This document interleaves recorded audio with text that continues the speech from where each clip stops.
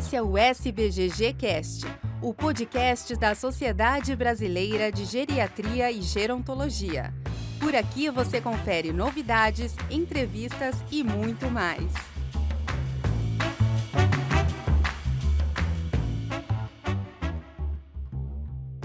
Olá, nós temos hoje aqui um prazer de ter mais um SBGG Cast e hoje eu vou ter a honra de entrevistar aqui meu colega Tiago da Silva Alexandre. Eu vou deixar ele se apresentar, mas para mim eu já adianto, o Tiago é uma referência para mim, nacional e internacional da pesquisa em sarcopenia e contribui muito com estudos epidemiológicos, nos inspira aqui na pesquisa de sarcopenia, não só no Brasil, na América Latina, mas também contribui com o mundo inteiro, né? Com múltiplas citações e excelentes trabalhos. Eu sou Ivan Abraham, eu sou especialista em geriatria e psiquiatria, eu sou professor livre-docente em geriatria na Faculdade de Medicina de Jundiaí e eu vou deixar, obviamente, o Tiago fazer a sua própria apresentação, porque ele merece. Tiago. Olá, Ivan, tudo bem? Um prazer estar aqui no SBGG Cast, conversando com você.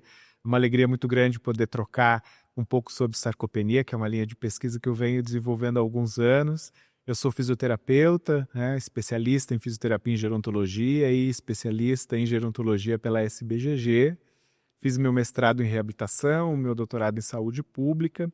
Hoje eu estou chefe do Departamento de Gerontologia da Universidade Federal de São Carlos, onde eu oriento pesquisas de mestrado e de doutorado no programa de pós-graduação em fisioterapia e no programa de pós-graduação em gerontologia, onde nós desenvolvemos lá no Laboratório de Estudos em Epidemiologia e Envelhecimento as pesquisas que a gente vai conversar um pouquinho sobre elas hoje aqui. Muito obrigado pelo convite.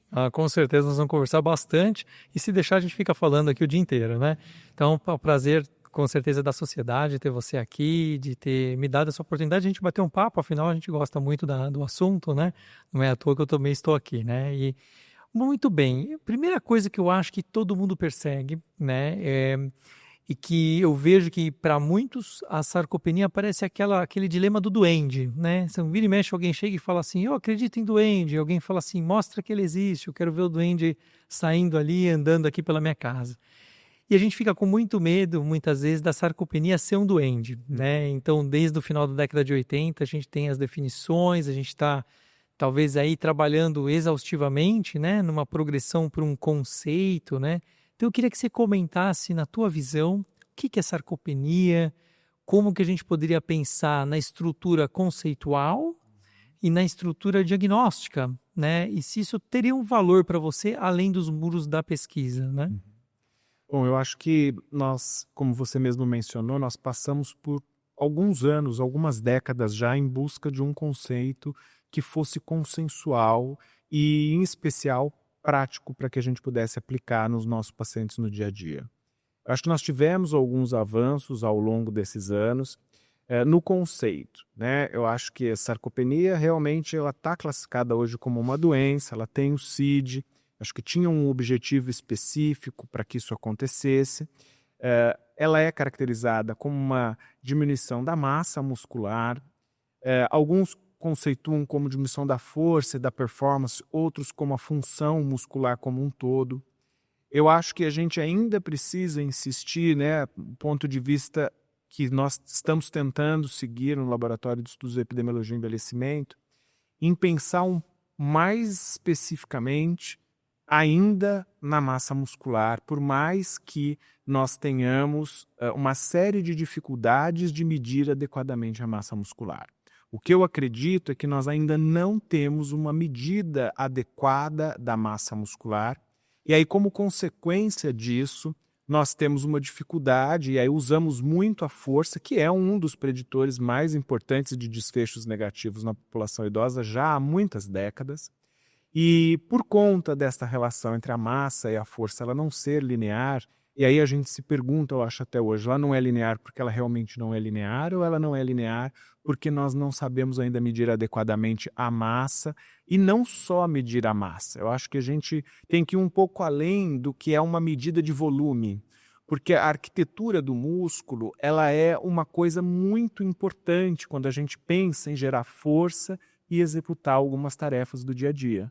Então, nós temos evoluído em algumas questões que elas trazem informações para nós que eu acredito que sejam um pouco ainda separadas. Um exemplo, Quando a gente fala de analisar comprimento de fascículo, quando a gente fala de analisar ângulo de penação de um músculo, quando a gente fala de analisar a densidade desse músculo, ou seja, o que eu tenho ali, é unidade contrátil, é colágeno, é gordura, e aí a gente fica muitas vezes restrito a só o volume. Só que se eu analiso só o volume, eu não sei se esse volume tem gordura em grande quantidade ou não.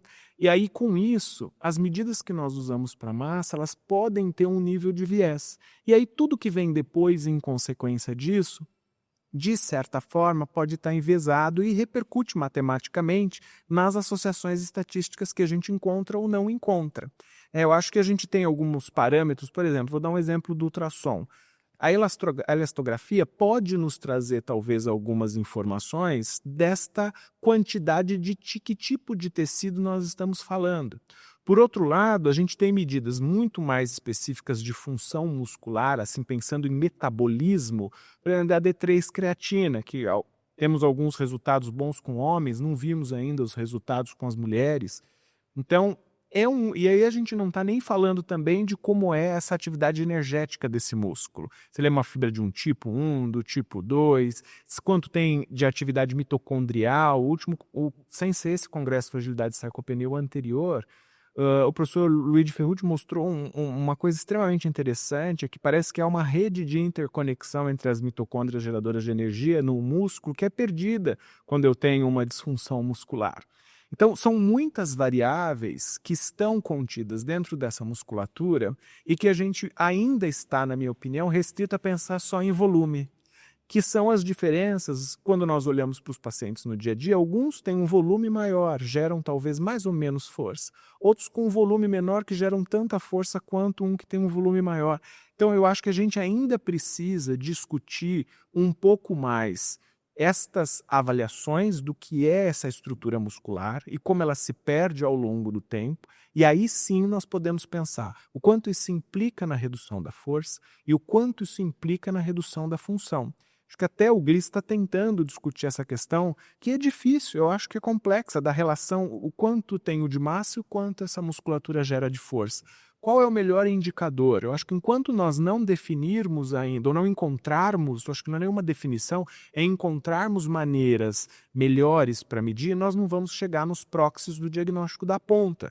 Por quê? Eu não vou fazer um ultrassom em todos os pacientes, eu não vou fazer um D3-creatina em todos os pacientes, eu não vou fazer uma ressonância magnética para medir volume em todos os pacientes. Mas a partir do momento que eu tiver uma boa definição de caso, eu vou poder ver se outras coisas se correlacionam com aquilo. Então, eu penso que a gente avançou bastante e, em especial, quando nós olhamos, né, estávamos discutindo essa semana num treinamento, medir, por exemplo, o comprimento do fascículo, medir o ângulo de penação. Se você for fazer uma intervenção com exercício resistido, ele vai aumentar. Mas uma coisa é você usar esse elemento, comprimento de fascículo, volume, ângulo de penação, para você ver ganho de massa muscular, e outra coisa é para você ver o envelhecimento desse músculo. Porque o parâmetro para uma coisa é muito bom, para o outro pode ser que não seja tão bom. Então, eu penso que a gente ainda vai ter que se debruçar há muitos anos sobre essa forma de medir a massa muscular, porque só trabalhar e pensar que a sarcopenia ela é produto da baixa força e do baixo desempenho físico, por exemplo, medido pela velocidade de caminhada, que o Gliss também já colocou como desfecho, eu acho que foi uma decisão acertada, apesar de polêmica. Eu penso que isso são duas medidas que já demonstram para nós que já há um problema grande e nós temos que começar a atuar um pouco antes desse problema acontecer. Então eu tenho que ser mais precoce para intervir com as intervenções que a gente conhece e para pensar depois se alguma droga vai funcionar para tratar essa situação, né? Porque o objetivo do CID foi exatamente poder permitir que se criassem ou se estudassem algumas drogas para verificar se ela tem eficácia. O que eu acho que talvez o que a gente olhou até agora não seja o melhor ângulo de olhar o fenômeno, né? Porque a gente olha o fenômeno por diferentes ângulos. Sim. Talvez a gente não acertou o ângulo, mas eu acho que a gente está caminhando. Tem muitos grupos no Brasil, fora do Brasil, estudando seriamente isso, tentando encontrar respostas. Então eu acho que penso que não vamos poder deixar a massa muscular fora do conceito. Vamos ter a força sempre como um elemento importante, mas essa relação entre um e outro, ela vai ter que em algum momento encontrarmos um denominador que responda realmente a essa situação. Não, interessante, concordo totalmente com você. Você pontuou várias questões que são críticas, são extremamente importantes, e aí eu queria te fazer então a seguinte pergunta antes da gente talvez partir para um outro detalhamento. Com todas essas limitações, a gente tem definições diferentes, né, em grupos diferentes. Vou citar aqui exemplos rápidos. O SDOC americano, por exemplo, não usa massa muscular, o conceito europeu usa massa muscular. Para quem está nos assistindo e falar assim, não, eu acho que tem que ver sarcopenia, né? Qual que é a sua recomendação para a gente, então, olhar a sarcopenia em termos de definição com o que a gente tem hoje? Eu Sem acho pensar que, no amanhã. assim, de todas as recomendações que a gente tem, eu ainda fico com a recomendação europeia, né, que começa com uma avaliação da força, evolui para uma avaliação da massa e classifica a gravidade com a avaliação da velocidade de caminhada, até que a gente tenha algo um pouco mais consistente em relação a isso. Eu acho que, como eu disse, para essa situação que nós estamos hoje, ter levado a força para a primeira medida, ela ajudou, mas ter mudado o ponto de corte de 30/20 para 27/16 numa distribuição populacional que não foi medida nenhum desfecho e a acurácia de nenhum desfecho, eu acho que isso complicou um pouco a tomada de decisão clínica, porque muitas pessoas que quando você está na frente dela, você está ouvindo ela na consulta, você percebe que alguma coisa está errada, se você esperar o ponto de corte 27/16, pode ser que seja tarde. Também concordo. Né? Então eu acho que eu ainda de todos, eu acho que o que temos não é perfeito, mas pode ser melhorado. Em termos de estrutura de definição, seria, né? Eu acho. E aproveitando, já que a gente está entrando nisso, qual a tua opinião sobre rastrear sarcopenia ou não? Eu acho importante rastrear. Eu penso muito que o rastreio ele precisa talvez sim começar com a força.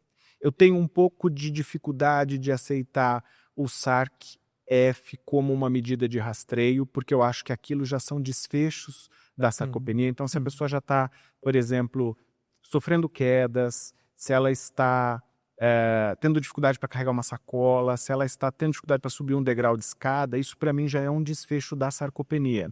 E como uma pessoa que estudou saúde pública nos últimos 15 anos, 10 anos praticamente, você triar pelo desfecho não me soa muito adequado. Eu acho que assim, eu preciso encontrar uma medida que seja capaz de identificar a sarcopenia antes destas questões começarem a aparecer na vida delas. Ele não é um teste clássico de rastreio, porque a sensibilidade é baixíssima, né?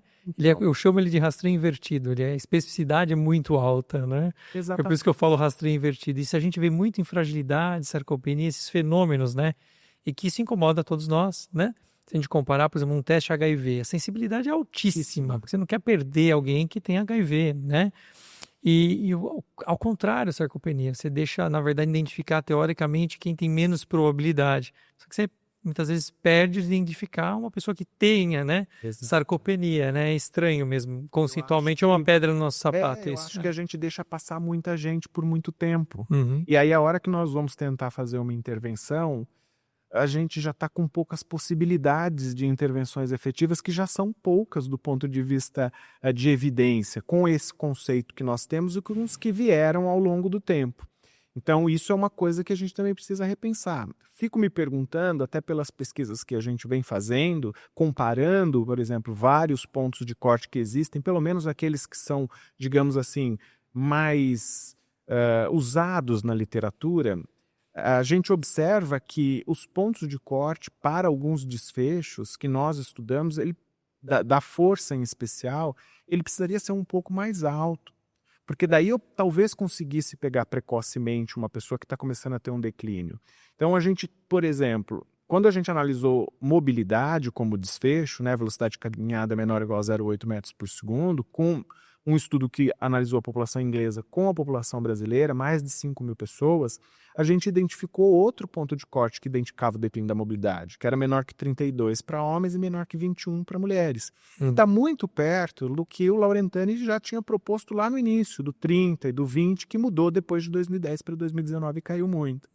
A gente acabou de fazer um outro estudo, agora com mortalidade por 14 anos de acompanhamento e que a única nota de corte que foi capaz de identificar o risco de mortalidade foi 36 para homens e 23 para mulheres. Porque como a história natural da doença é longa, não é uma doença infecciosa que eu meço agora a sensibilidade e especificidade da medida, eu tenho que ter tempo para as coisas acontecerem. E é óbvio que se eu tenho estudos, que é o que nós tínhamos de mortalidade curtos, 4 anos, 5 anos, 6 anos, os pontos de corte serão mais baixos, porque vão morrer as pessoas que estão piores. Quando você dá um tempo maior de acompanhamento, você dá tempo de as coisas acontecerem e você identificar um pouco mais. Então eu penso que talvez a gente não tenha um ponto, nós tenhamos um range para os desfechos mais complexos. E que aí a gente tenha que ficar de olho. A gente também fez uma outra abordagem agora, que a gente apresentou no Congresso de Toulouse. E pensando longitudinalmente, com 12 anos de acompanhamento, a taxa de declínio. Então, quantos por cento aquela pessoa idosa, acompanhada ao longo do tempo, perdendo proporcionalmente, ela tem o risco de ter declínio da velocidade, que é aquele desfecho que a gente comentou no começo. E o que a gente identificou? Então, de 0, na linha de base para 4, linha de base para 8, linha de base acho que para 12 que nós fizemos. Se essa pessoa idosa começar a perder de 15% a 20%, que razoavelmente é um número grande, ela tem mais risco de ter diminuição do declínio da velocidade da caminhada. Interessante. Eu não preciso ter o ponto. Se ele chegou lá com 38 no teu consultório e ele perdeu 15%, ele não passou no ponto de corte, mas ele já está tendo um declínio.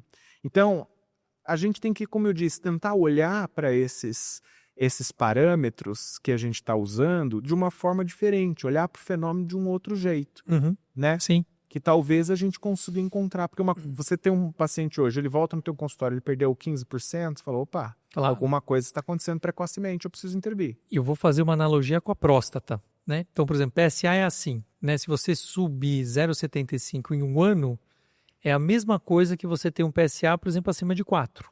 Tá? É a mesma gravidade, né?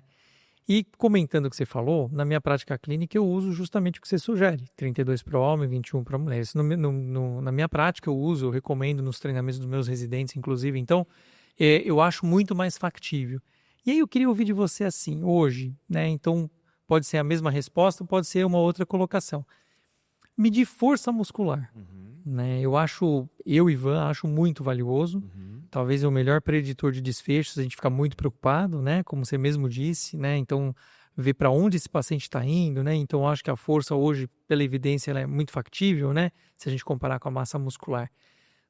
Hoje, se você fosse recomendar para quem nos ouve, então, assim, que referencial usar a partir do momento que eu preciso agora escolher alguma coisa num corte transversal, tenho que ver aqui. E, aproveitando, você também pode reforçar se eu ver a coisa prospectivamente num segmento.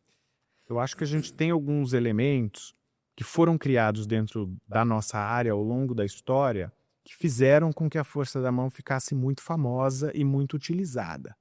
Se a gente for olhar friamente, a força da mão é um bom indicador de desfechos negativos e não temos o que discutir em relação a isso. Mas ela não é a melhor medida que reflete a força muscular global, porque a relação que existe entre a força de membros inferiores e até de tronco com a força da mão, ela não é tão boa assim, a correlação. Então, assim, ela é um bom desfecho, nós continuamos usando porque sabemos que ela é um bom preditor. Mas nós temos feito alguns trabalhos também lá na UFSCar, comparando alguns indicadores. Onde a gente perde mais? A gente perde mais membros inferiores, massa e força. E nós precisamos mais dos membros inferiores para executar as tarefas diárias do que dos membros superiores. E a velocidade de perda também é diferente. E hoje a gente tem um teste que até está dentro do que o consenso nos propõe, que é o teste de sentar e levantar da cadeira, que ele é mais barato, ele é mais efetivo no sentido de que você consegue fazer sem nada, só com uma cadeira e um cronômetro do teu celular. E o que nós temos observado, comparando com o SPPB, por exemplo, que é uma medida mais complexa, que tem uma cadeia mais complexa de testes. Quando você compara os dois, em estudos longitudinais, que a gente fez isso para mortalidade, fez isso para incapacidade, os artigos estão submetidos agora, o teste sentar e levantar é tão bom quanto o SPPB. Então, se ele é tão bom quanto o SPPB, que é mais demorado e que tem mais medidas, eu posso usar um mais rápido e eu posso usar um mais barato. E a gente observou também, fazendo análise de acurácia, que para alguns desfechos o ponto de corte pode ser menor do que 15.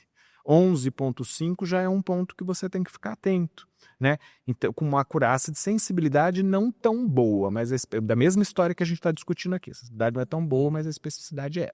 E o que a gente vai fazer agora, num doutorado, do Thales, que é um aluno de doutorado, ele está comparando a força da mão com o teste de sentar e levantar com as medidas todas de desfecho longitudinalmente.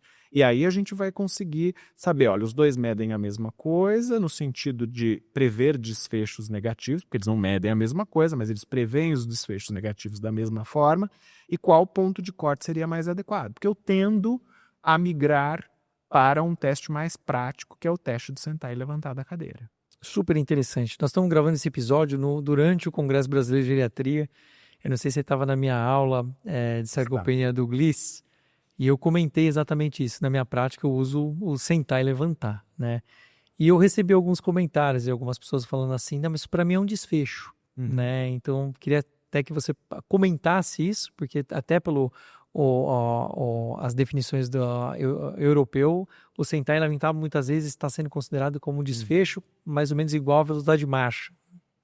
Eu acho que assim, o que a gente precisa olhar, e é isso que a gente está tentando fazer, do ponto de vista de pesquisa no laboratório de epidemiologia e envelhecimento, é dizer assim, se eu selecionar uma amostra que tem uma velocidade de caminhada boa, ou seja, maior que 0,8 metros por segundo, quer dizer, ela não tem limitação de mobilidade na linha de base, e eu vejo que ela não tem capacidade em ABVD, ou ela não tem capacidade a IVD, eu seleciono uma amostra. Nenhuma perda funcional. Nada. E aí o que eu faço? Eu tenho condições de acompanhar, pelos estudos longitudinais que a gente faz uso, a incidência desses desfechos. E eu subo esse ponto de corte em algumas análises de sensibilidade para 1, para 1,2. E aí eu consigo saber se, à medida que ele é mais funcional, entre aspas, porque a velocidade de caminhada dele é maior, se eu mudo esta condição desta medida prever aquele determinado desfecho. E aí eu me livro um pouco desta situação de dizer que isso é desfecho, porque ele começa sem esta questão. E a gente tem que lembrar que o teste sentar e levantar, ele é uma medida da força de membro inferior, é uma medida de potência, é uma medida de desempenho. Ele é chamado de muitas maneiras. Exatamente. E a gente precisa pensar o que a gente quer medir. Quer dizer, será que esta força rápida para sentar e levantar 10 vezes desse músculo não seria uma medida melhor? Precisamos comparar com a força da mão, comparar com o nosso melhor, que seria o isocinético, mas aí com amostras menores, porque não é todo mundo que vai Com fazer. certeza. Mas eu acho que a velocidade de caminhada, para mim, ainda é um desfecho, mais desfecho do que o teste de sentar e levantar. Eu também acho. Concordo com você. Bom ouvir isso. Ele vai ser mais sensível no começo do processo de transição até chegar aquela pessoa idosa ficar lenta. Sim. Então, eu tendo a gostar bastante, pelo que eu tenho visto dos resultados preliminares que a gente tem, me parece que é uma boa alternativa segura. Excelente. E como fica, então, a massa muscular? Aí é E aí? de $1 milhão.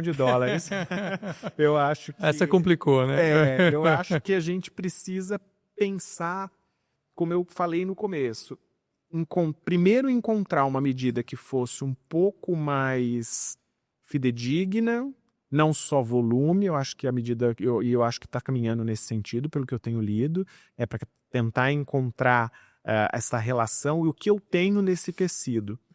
Agora, como é que isso vai ser transposto para a prática clínica é mais difícil, porque eu não vou conseguir chegar no Sistema Único de Saúde pedindo exames para todos. Mas eu penso, a minha avaliação, assim, que eu tenho uma boa imagem do que pode acontecer no futuro, eu sou otimista.